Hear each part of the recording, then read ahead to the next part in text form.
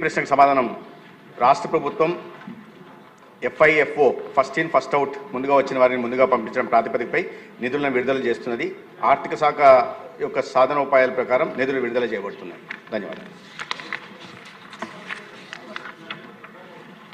అబ్దుల్ మొహమ్మద్ నజీర్ గారు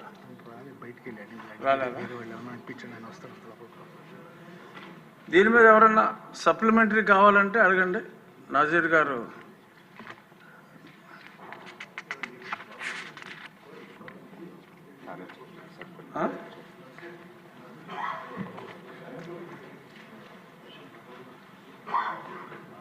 వచ్చారు.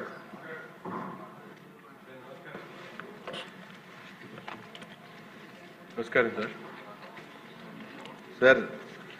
ప్రభుత్వ ఆసుపత్రి గుంటూరు ప్రభుత్వ ఆసుపత్రి కోస్తా జిల్లాలకే ఒక ఆరోగ్య ప్రదాయనిగా గత 100 సంవత్సరాల చరిత్ర కలిగినటువంటి ఆసుపత్రి అండి. దాదాపు గత ప్రభుత్వంలో ఉన్నటువంటి ఈ ఆరోగ్యశ్రీ పథకం నేడు ఎన్టీఆర్ వైద్య సేవ పేరుతో కొనసాగుతూ ఉంది. పూర్తి స్థాయిలో ఆరోగ్యశ్రీకి సంబంధించినటువంటి గత ప్రభుత్వంలో అనేక బకాయిలు పెట్టి ఇప్పటి వరకు దాదాపు 22 కోట్ల రూపాయలు బకాయిలు ప్రభుత్వ ఆసుపత్రికి ఉన్నాయి.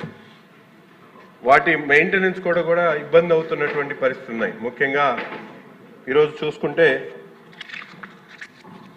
ప్రభుత్వ ఆసుపత్రికి సంబంధించినటువంటి అనేక ఇంప్లాంటేషన్స్, ముఖ్యంగా THR, హిప్ రిప్లేస్మెంట్, తర్వాత నీ రీప్లేస్మెంట్కి సంబంధించినటువంటి ఇంప్లాంటేషన్స్ కూడా అక్కడ లేకపోవడంతో ప్రభుత్వానికి సంబంధించినటువంటి ఈ రెండు ముఖ్యమైనటువంటి ట్రీట్మెంట్స్ జరగకపోవడంతో అక్కడ ఉన్నటువంటి PGCTs కూడా NMR వాళ్ళు క్యాన్సిల్ చేసేటువంటి పరిస్థితులు వస్తూ ఉన్నాయి.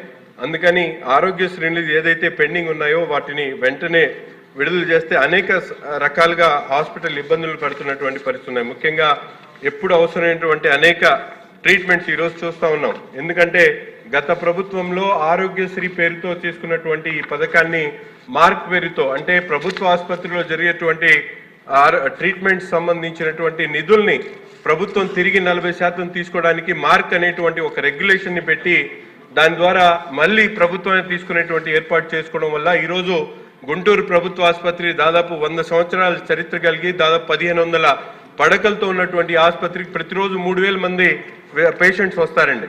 అనేక డిపార్ట్మెంట్స్ ఉన్నాయి. దాదాపు ప్రతి ఒక్క డిపార్ట్మెంట్లో కూడా హెవీ క్రౌడ్ ఉండి రాత్రిపూట ఓపీకి దాదాపు ఏదైతే ఎమర్జెన్సీ క్యాజువాలిటీకి 600 మంది వచ్చేటటువంటి పరిస్థితులు ఉన్నాయి. జిల్లానే కాదు, కోస్తాంధ్రలోనే అతిపెద్ద ఆసుపత్రికి ఉన్నటువంటి గుంటూరు ప్రభుత్వ ఆసుపత్రికి ఈరోజు నిధుల కొరతో అనేక రకాలుగా ఇబ్బందులు పడుతున్నటువంటి పరిస్థితులు ఉన్నాయి. మన ప్రభుత్వం వచ్చిన తర్వాత అనేక మంది దాతలు ఈరోజు దాదాపు జిమ్ఖానా వాళ్ళు 100 కోట్లతో child and mother and care కోసం 100 పడకల ఆసుపత్రిని వాళ్ళు రెడీ చేస్తూ ఉన్నారు. అలాగే డోనర్స్ అనేక మంది సర్వీస్ బ్లాక్ కోసం 10 కోట్లు, ఇంకో ట్రామా కేర్ కోసం 10 కోట్లు బయట నుంచి వచ్చినటువంటి డోనర్స్ ఇస్తా ఉన్నారు. కానీ గత ప్రభుత్వంలో వైసీపీ ప్రభుత్వంలో ఈ మార్క్ పేరుతో గుంటూరు ప్రభుత్వ ఆసుపత్రికి రావాల్సినటువంటి నిధుల్ని దారి మళ్లించడంతో ఈరోజు ఆ నిధులు రాక ఇప్పుడు కొత్తగా ఉన్నటువంటి బకాయిలను కూడా తొందరగా ఇవ్వడంతో ఆసుపత్రి అభివృద్ధి చెందితే పేదల ఆరోగ్యం, ఎందుకంటే ఈరోజు ఆరోగ్యశ్రీతో గత ప్రభుత్వంలో ప్రైవేట్ హాస్పిటళ్లకు దారాదత్తం చేసినటువంటి పరిస్థితులు ఉన్నాయి. అనేక సందర్భాల్లో చూసాం. ప్రైవేట్ హాస్పిటల్లో వాళ్ళు ఒక పక్కన ఆరోగ్యశ్రీ ఆనాడు ఉన్నటువంటి ఆరోగ్యశ్రీ ద్వారా క్లెయిమ్స్ తీసుకుంటూ మళ్ళీ పేషెంట్స్ దగ్గర డబ్బులు వసూలు చేసేటువంటి పరిస్థితులు గత ప్రభుత్వం ఉన్నాయి. ఈరోజు ఎన్టీఆర్ వైద్య సేవ పేరుతో పేరు మార్చిన తర్వాత అనేక ప్రక్షాళన చేసి అనేక కార్యక్రమాలు ఈరోజు జరుగుతూ ఉన్నాయి. ముఖ్యంగా ప్రభుత్వ ఆసుపత్రిలో ఈ నీ రీప్లేస్మెంట్. నజీర్ గారు, మీ ప్రశ్న ఏంటో అడగండి, పొగడ్త కాదు. మీ ప్రశ్న ఏంటి? నా ప్రశ్న అదేనండి.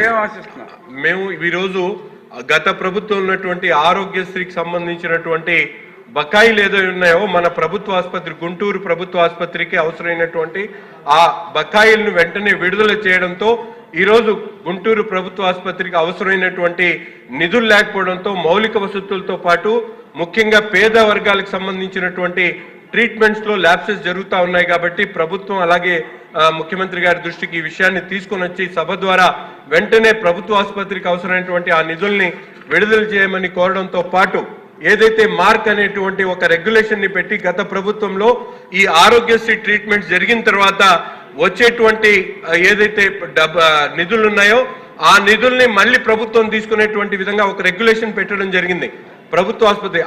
ఆ రెగ్యులేషన్ అనేది తీసేస్తే ఈరోజు ప్రభుత్వ ఆసుపత్రికి వచ్చేటువంటి నిధులు పూర్తిగా రావడంతో ఆ ఆసుపత్రి పూర్తిగా అభివృద్ధి చేసేటువంటి ఆలోచన అభివృద్ధి చెందుతుందనేటువంటి విషయాన్ని ఈరోజు సభ ద్వారా గౌరవ వైద్య శాఖ మంత్రి గారికి అలాగే ముఖ్యమంత్రి గారికి తెలియజేయడానికి ఈ ప్రశ్న ఎత్తడం జరిగింది సార్.